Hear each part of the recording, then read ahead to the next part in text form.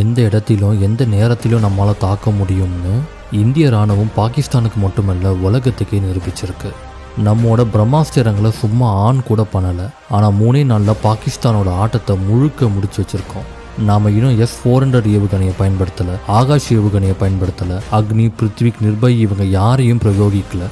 எந்த ஒரு பெரிய ஸ்ட்ராட்டஜிக் ஆயுதத்தையும் பயன்படுத்தாமலே இன்னைக்கு பாகிஸ்தான் தன்னோட வான் பரப்பை காப்பாற்ற முடியாத நிலைக்கு வந்துருச்சு. அதுக்கு பயந்து தான் இந்தியா கூட போர் நிறுத்த ஒத்துக்குச்சு. ஆனால் இந்தியா ஸ்ட்ராங்காக தானே இருக்குது, நாம் எதுக்கு நிறுத்தணும்னு நீங்கள் கேட்கலாம்.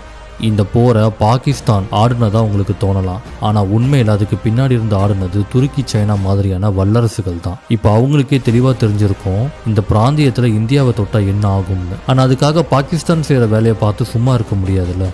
இன்னொரு முறை பஹல்காம் மாதிரி இந்தியாவில் எங்காச்சும் ஏதாச்சும் நடந்துச்சுன்னா இந்தியா அப்போ தீவிரவாத முகாம்களை குறிவைக்காது, பாகிஸ்தானோட மிலிட்டரி எஸ்டாப்ளிஷ்மெண்ட்டை குறிவைக்கும்.